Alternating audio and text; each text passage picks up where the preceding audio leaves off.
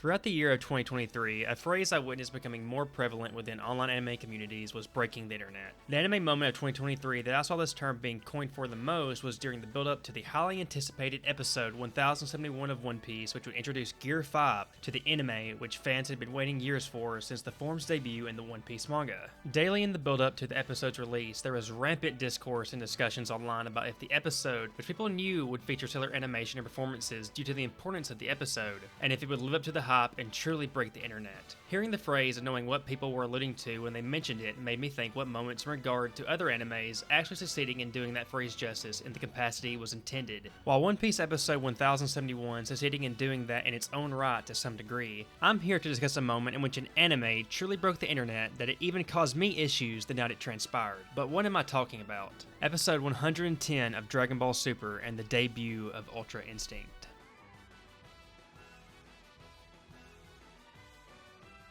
What is breaking the internet? Before I get into the fine details of the day episode 110 aired, I need to break down what exactly people mean when they coin the term breaking the internet in this manner and what the criteria is to meet it. Typically, when people start using this term for a highly anticipated episode or moment, such as the debut of Gear 5 in the One Piece anime, they are referring to the mass reactions the event will incite online and the repercussions it will have for even websites themselves. Of course, one aspect of this term is how much buzz it will generate online, how anime-only viewers will react to seeing this highly anticipated manga moment, or how people react to what could be an amazingly animated episode. Basically, the online reception and hype a moment or episode can create online, but that isn't truly breaking the internet. The term reaches a little further than that, as I alluded to earlier when I mentioned how it can affect websites themselves.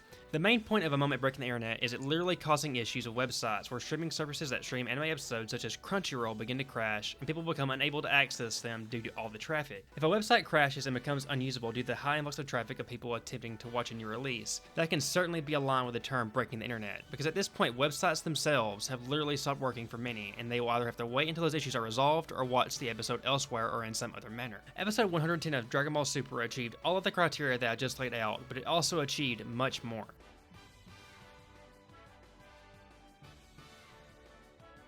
The first tease towards Goku unlocking a new transformation or power-up that people began to notice was when Dragon Ball Super episode 77 aired. This kicked off the Universe Survival arc and with it came a new animated opening and theme, Limit Break X Survivor. In the opening for the Tournament of Power, there's a small clip where Goku becomes engulfed in a reddish aura after fighting Jiren in Super Saiyan Blue. Goku then smirks and emerges from this aura in his base form. As soon as this opening aired, I can recall speculation running rampant that it was alluding to a new transformation. With how little that part of the opening gave away, there was very little evidence to go off of. People came up with all sorts of theories, but even more evidence that progressed the speculation even further was coming. But it was that small clip that really kicked off the speculation that Goku would be receiving a new transformation during the Universal Survival arc. Instead of more obscure teases, a poster featuring Goku in a new form was dropped on Twitter on June 30th, 2017. This sent the community into an absolute frenzy as it displayed Goku in a state that hadn't yet been seen at the time. But, due to the angle of the image, it still left much to be speculated.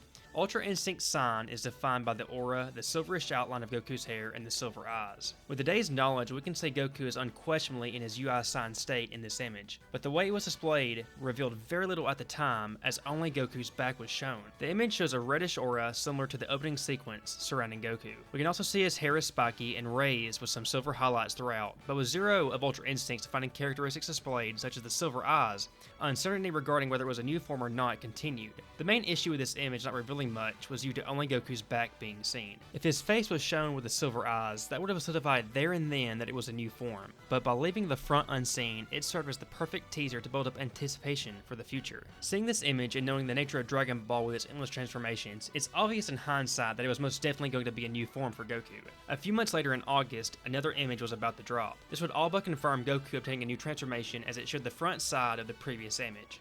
In this image, the silver eyes can be clearly seen, but any details regarding this transformation were still unknown. An announcement would follow that revealed that in a 1-hour special format, episodes 109 and 110 would be airing together back-to-back in Japan. This would coincide with Toei Animation doing the same thing for One Piece the week before. With Toei promoting and hyping up a 1-hour special for both One Piece and Dragon Ball Super, it was all but confirmed that some important things would take place in these episodes. These two episodes would feature the highly anticipated fight between Goku and Jiren. On October 8th, 2017, these two episodes would air in a 1-hour format, and episode 110 would perhaps go on to become Super's most infamous episode in the entire series.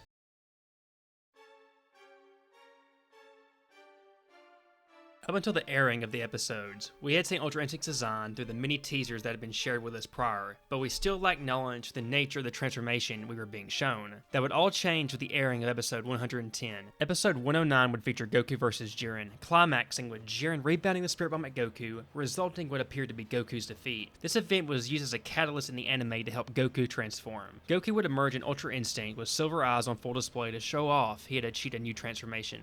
A lot of factors from there played an integral part in the overwhelming success with this episode and the chaos it would go on to cause. The visual reveal was just one aspect. Even when the design was revealed in the episode, the form itself was still an unknown. Going along with Dragon Ball's history, one would naturally assume this was yet another new Super Saiyan transformation like Super Saiyan God and Super Saiyan Blue, those forms which had come before it earlier in Dragon Ball Super. But many, me included, were pleasantly surprised that this form was actually quite unique in its nature. As the fight ensued between Jiren and Goku in this newly attained form, the viewer got to see it in action as narration from the bystanders in the Tournament of Power, most notably Whis, began to explain what the form was. This was when we first heard the name of Magate no Gokui. This phrase means the mastery of self-movement, though it can have several other meanings as well, depending on the translation and interpretation being used. The name Ultra Instinct was the name the English translation chose to go with, despite it not being a direct translation of the Japanese term. Regardless, the name stuck, and the name has become iconic in modern anime culture. Whis would go on to explain that the fundamental aspect of the form was that Goku's body was moving on its own, essentially without thought. This was displayed visually too, as some of the ways Goku moved and dodged were given different details in the animation to show the different state of being Goku was in while using Ultra Instinct. All the months of teasers and discussion concluded as everything regarding the form was finally revealed.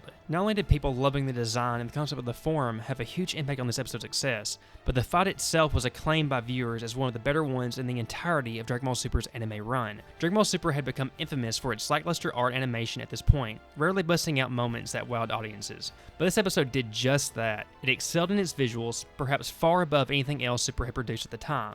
This was to be expected though, building up and teasing a new form for months, and even promoting the reveal and fight in an hour-long special only to present it with the same lackluster visuals we had grown accustomed to in the series would have been a monumental disaster and extremely disappointing. Fortunately, that isn't what happened. People still look back years later and acknowledge that episode as one of the better looking ones in the entire series, though it wasn't perfect of course. It did include a bit of reused animation from the opening that some people didn't like, but with as many awesome shots and sequences that episode 110 featured, I think that's the most important element to take into consideration here, and ignoring the little bit of reused animation that we saw. I believe that if this episode had been churned out with the same mediocre quality that was the norm at that point, this episode and moment would have been far less successful than it actually was. I've discussed the visuals, but I should also give attention to the audio aspect of the episode, most notably the fight between Goku and Jiren.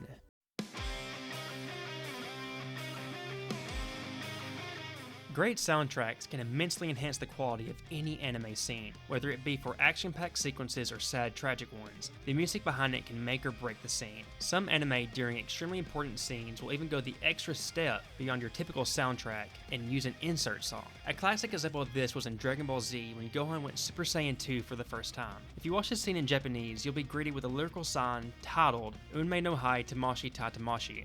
Forgive me if I pronounced that incorrectly. That roughly translates to Day of Destiny, Spirit vs. Spirit, which was performed by Hironobu Kageyama. This sequence is one of my favorites in the entire Dragon Ball franchise, and this song in particular greatly enhanced the scene for me. Dragon Ball Super hadn't really used insert songs to this point for a fight. It had played the opening sequence song Chozetsu Dynamic for the fight between Goku vs. Hit in the Universe 6 arc, but this would be the first time a lyrical song was used solely for the actual anime itself. This song was Ultimate Battle performed by Akira Kushida. I'm sure anyone watching this is familiar with this soundtrack as it would go on to be used in an instrumental version as well in later episodes. I love this song.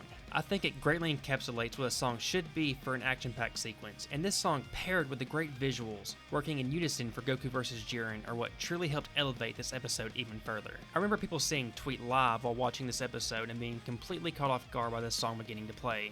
I can even recall some tweets of people saying, "What is this?" in disbelief. The visuals and soundtrack. It was these two elements working together in unison that made for the perfect storm for a truly memorable experience when watching this episode for the first time. The debut of a hyped up new form and the debut of an adored new song just seemed to blend so well together that it added to the gravity of Ultra Instinct's debut. Ultimate Battle would be used multiple times throughout the rest of Dragon Ball Super during various action sequences, both lyrical and instrumental. The staff behind this clearly wanted to make Ultra Instinct feel special. Through teasers, an hour-long special, amazing visuals and action sequences, and an entire lyrical song, they wanted this episode to succeed. succeed. But I doubt even those working behind the scenes at Toei Animation expected what would happen next.